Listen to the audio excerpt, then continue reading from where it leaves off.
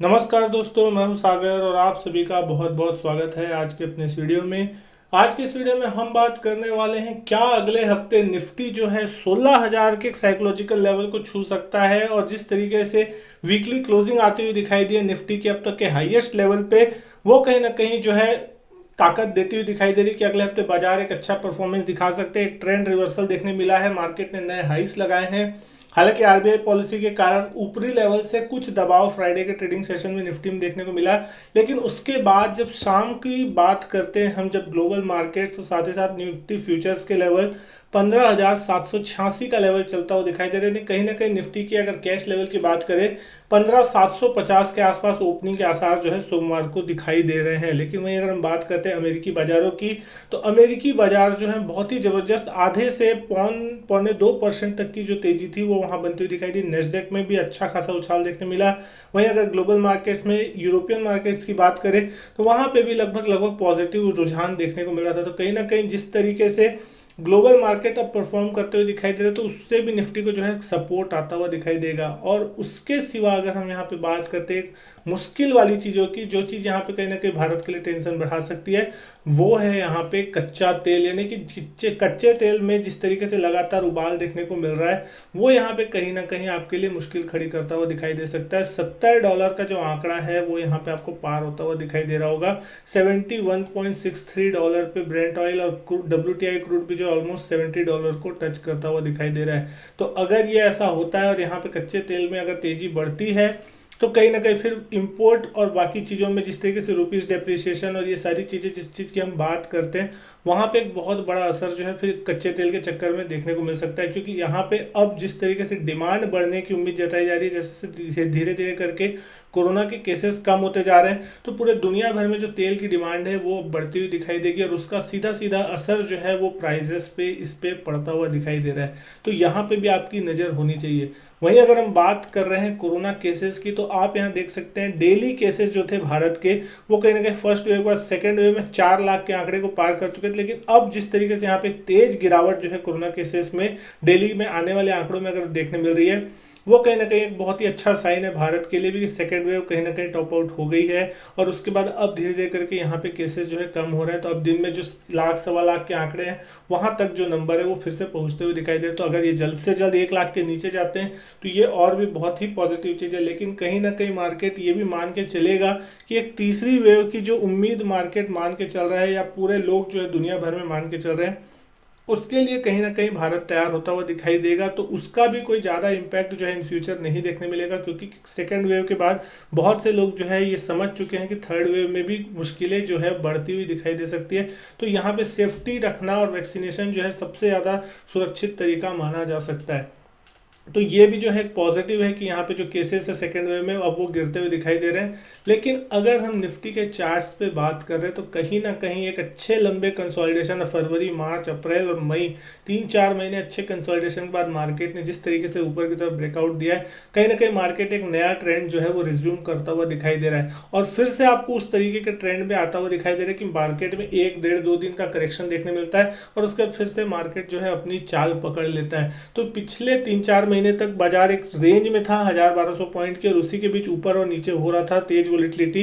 लेकिन अब जैसे ही इसने 15,400 के लेवल को क्रॉस किया, उसके बाद से लगातार बाजार में जो है एक तेजी का रुझान बनता हुआ दिख रहा है। थोड़ी बहुत प्रॉफिट बुकिंग ऊपरी लेवल से आती है, उसमें कोई बड़ी चीज है नहीं। लेकिन अब यहाँ से मार्केट 16,000-17,000 की तरफ बढ़ता हुआ दिख सकता है। तो जून और जुलाई का जो महीना होगा वो एक अच्छा राइजिंग ट्रेंड आपको देखने मिल सकता है। और ये बिल्कुल उसी तरीके का ट्रेंड होगा जो कि सितंबर अक्टूबर के महीने से चालू होता हुआ दिखाई दिया था, जहां पे फिर एक तरफा जो चाल थी निफ्टी में और बैंक निफ्टी में और बाकी अदर स्टॉक्स में भी बनती हुई दिखाई दी थी।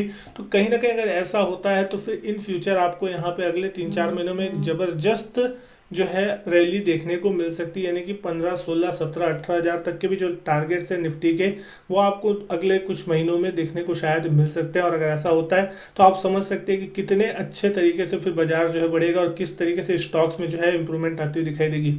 निफ्टी ने अपना नया हाई लगा लिया, लेकिन बैंक निफ्टी की अगर हम बात करें तो कहीं ना कहीं बैंक निफ्टी में जो थोड़ा अंडर परफॉर्मेंस है अभी भी बना हुआ है। बैंक निफ्टी ने अभी भी अपने पुराने हाईज को नहीं छुआ है, जो कि लगभग 37,700 के आसपास के थे।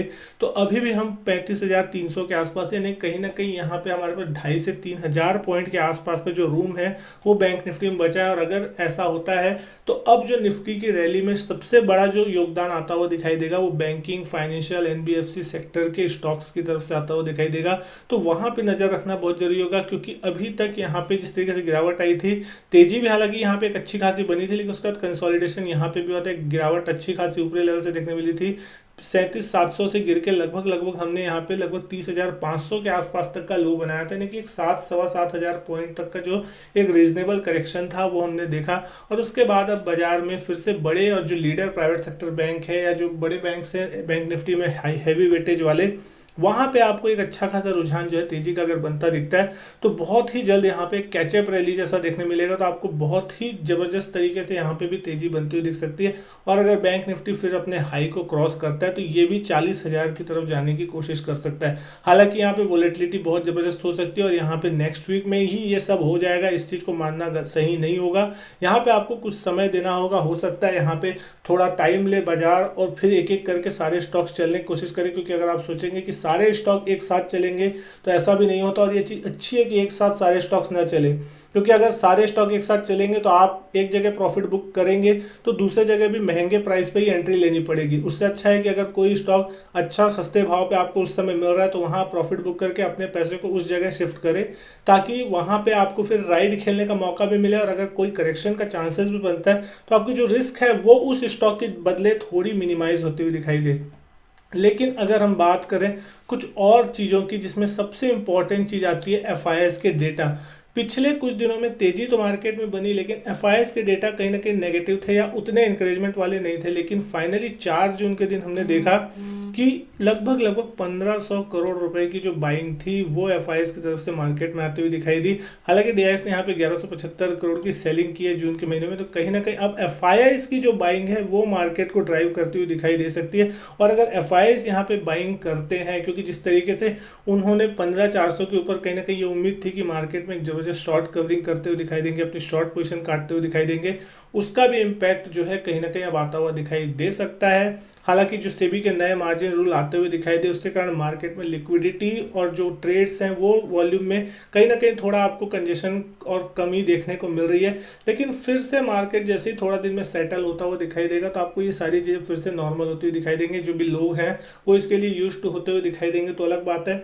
लेकिन कहीं ना कहीं मार्जिन सिस्टम का भी जो इम्पैक्ट है वो थोड़ा बहुत वॉल्यूम से आपको देखने मिल रहा है। बड़े स्टॉक्स में भी अगर आप देखेंगे तो वो लेवल के जो वॉल्यूम आपको पहले अप्रैल मई के सेशन में देखने मिलते थे वो कहीं ना कहीं अभी गायब दिख रहे हैं। तो अब देखना होगा कि आगे चल के वो वॉल्यूम्स किस तरीके से बढ़ते हैं या वॉल्यूम किस तरीके से वापस आते हैं। लेकिन ऑप्शन चेन डेटा की अगर हम बात कर रहे हैं यहाँ पे कि किस तरीके से निफ्टी ऑप्शन में जो है डेटा बनते हुए दिखाई दे रहे हैं, तो निफ्टी के लिए अगले हफ्ते की जो सबसे इंपॉर्टेंट रेंज होगी वो होगी यहाँ पे 15,500 बेस की तरफ। अगर हम बात करें पुट में 35,000 कॉन्ट्रैक्ट ऑलमोस्ट यहाँ पे ओपन इंटरेस्ट में खड़े हैं। 13,000 नए कॉन्ट्रैक्ट जो है फ्राइडे के सेशन में यहाँ जुड़े हैं। तो कहीं ना कहीं 15,400 15,500 एक अच्छा बेस माना जा सकता है। 15,400 के लेवल पे भी 11,600 कॉन्ट्रैक्ट जुड़े हैं। 25,915 कॉन्ट्रैक्ट का ओपन इंटरेस्ट है।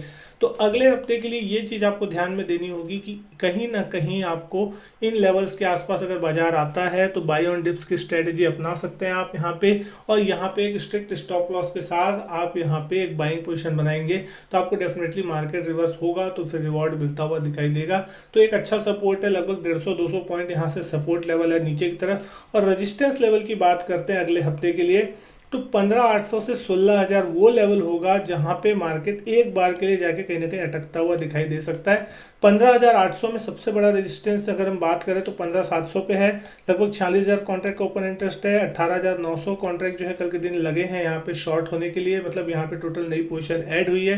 तो 15,700 पे इसलिए क्योंकि 15,700 के ऊपर हम कल गए, उसका आरबीआई पॉलिसी के बाद एक प्रेशर देखने मिला तो कहीं ना कहीं यहाँ पे जो नई पोजीशन है वो ऐड होती हुई दिखाई दे रही है।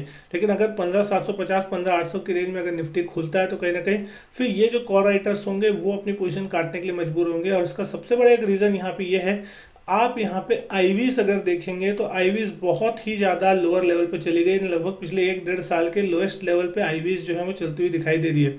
यानी कि अगर लो आईवीज है और वहाँ पे अगर कोई ऑप्शन सेलर शॉर्ट पोजीशन बना देता है तो उसको प्रीमियम कम मिलती है, और गलती से अगर मार्केट बहुत तेजी से ऊपर चला जाए तो उसकी जो सेफ्टी लेवल होती है वो थोड़ी आपको कम देखने मिलती है। उस कंडीशन में उसको घाटा बहुत ज़बरदस्त हो सकता है। अगर 15,790 के ऊपर चला गया तो यहाँ पे 90 रुपये की जो प्रीमियम चलती हुई दिख रही है वो सीधी सीधी उसकी वहाँ पे लॉस पे आनी चालू हो जाएगी, उसके बाद की हर एक पॉइंट पे उसको जो है लॉस होना चालू हो जाएगा। तो उसको मजबूरन इसको शॉर्ट कवर में लाना पड़ेगा। लेकिन 15,800 के लेवल की अगर हम बात करें तो यहाँ पे भी 38,000 कॉन्ट्रैक्ट का ओपन इंटरेस्ट बना हुआ है। तो 15,700-800 की रेंज अगर निफ्टी क्रॉस करता है तो डेफिनेटली आपको एक बार अगले हफ्ते 16,000 तक के जो लेवल्स है वो देखने मिल सकते हैं।